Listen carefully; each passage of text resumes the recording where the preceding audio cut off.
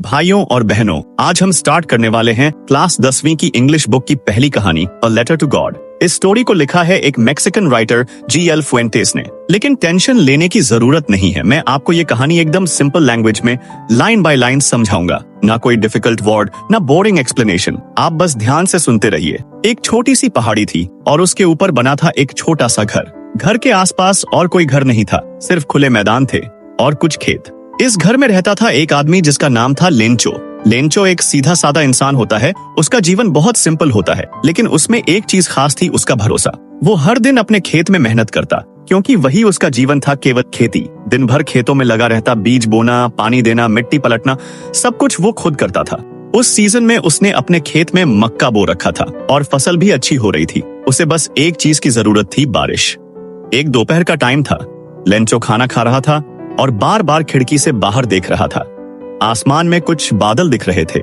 उसने धीरे से कहा, बस सब तो बारिश आ ही जाए। उसकी वाइफ बोली, हाँ भगवान करे अच्छी बारिश हो जाए, इस बार तो पूरी उम्मीद है। लेंचो ने आसमान की तरफ देखा और उसके चेहरे पर हल्की सी मुस्कान आ गई। उसे लग रहा था भगवान सुन रहा है, बारिश जरूर होगी। और सच में शाम होते होते आसमान में काले बादल छा गए। लेंचो ने खिड़की से बाहर देखा और बोला, वाह, ये तो पैसों की बारिश है। बूंदें गिरने लगी, ठंडी हवा चलने लगी, सब कुछ एकदम परफेक्ट था। उसने अपने बच्चों से कहा, ये जो छोटी बूंदें हैं वो 5 पैसे हैं और जो बड़ी बूंद 10 पैसे है। भगवान ने हमारी सुन ली। लेकिन ये तो बस शुरुआत थी, जो होने वाला था उसने लेंचो की दुनिया ही बदल दी। शुरुआत में बारिश एकदम सॉफ्ट थी, हल्की हल्की बूंदें। लेंचो बाहर निकला, अपने खेत की तरफ देखा और बोला, भगवान ने सही टाइम पर पानी भेजा है, अब तो फसल लहराएगी। लेकिन कुछ ही देर में बारिश तेज होने लगी और फिर ओले गिरने लगे। हाँ भाई, बर्फ के टुकड़े जैसे छोटे छोटे गोल पत्थर गिर रहे हो आसमान से। लेंचो चौंक गया। उसने आसमान की तरफ देखा और बोला, हे भगवान, ये क्या हो रहा है? कुछ ही मिनटों में पूरा खेत सफेद चादर से ढक गया। ओले इतने बड़े थे जैसे किसी ने पत्थर फेंक दिए हों। मक्के के पौधे टूट गए, पत्तियां चिटक गईं और फसल पूरी तरह बर्बाद हो गई। लेंचो वहीं खड़ा रह गया, बस देखता रह गया। ना कुछ कर सकता था, ना रोक सकता था। उसके बच्चे खिड़की से सब देख रहे थे, सबका दिल टूट गया। जब तूफान खत्म हुआ तो लेंचो धीरे धीरे अंदर आया। उसकी पत्नी ने पूछा, सब खत्म हो गया? लेंचो ने धीरे से सिर हिलाया। हाँ। फिर बोला, अब इस साल खाने के लिए कुछ नहीं बचा, ना हमारे लिए ना जानवरों के लिए। वो चुपचाप बैठ गया, बच्चों की तरफ देखा और एक गहरी सांस ली। उसके चेहरे पर डर नहीं था, बल्कि कुछ और था, उम्मीद।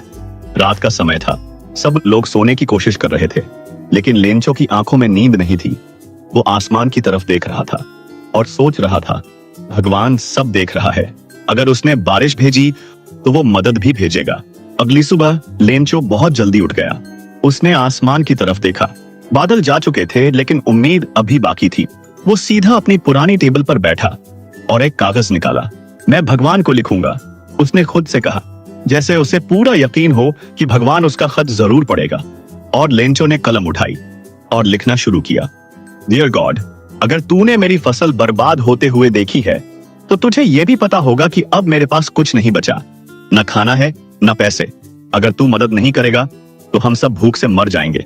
इसलिए मैं तुझसे मांगता हूँ 100 पैसों, बस इतने ही चाहिए ताकि मैं फिर से बोवाई कर सकूं और अपने परिवार को बचा सकूं। भगवान, तुझ पर मेरा भरोसा पूरा है, मुझे पता है तू जरूर भेजेगा। लेंचो, उसने पूरा लेटर बहुत सच्चाई और यकीन से लिखा। एक बार भी नहीं सोचा कि भगवान को लेटर कैसे मिलेगा या कोई पढ़ेगा भी या नहीं। उसे बस इतना पता था, भगवान सुनता है।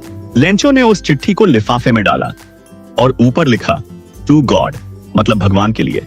फिर उसने अपने पुराने कोट को पहना, टोपी लगाई और सीधा चल पड़ा पोस्ट ऑफिस की ओर। वो जब काउंटर पर पहुंचा तो पोस्ट मास्टर ने चौंक कर पूछा, किसे भेजना है ये खत? लेंचो ने सीधा जवाब दिया, भगवान को। पोस्ट मास्टर ने पहले तो हंसी रोकने की कोशिश की, लेकिन फिर उसे लेंचो का सीरियस चेहरा दिखा, एकदम सच्चा, एकदम सीधा, उस आदमी का जो सच में भगवान से उम्मीद कर रहा था। पोस्ट मास्टर ने खत को हाथ में लिया और धीरे से मुस्कुराया। ऐसे भरोसे वाले आदमी तो बहुत कम होते हैं। पोस्ट मास्टर ने लेंचो का खत फिर से पढ़ा। डियर गॉड, मुझे 100 पैसों चाहिए। उसने चुपचाप सिर हिलाया। ये आदमी कितना भरोसा करता है भगवान पर, हम इसका भरोसा नहीं दौड़ सकते। अब इसे जवाब तो देना ही पड़ेगा।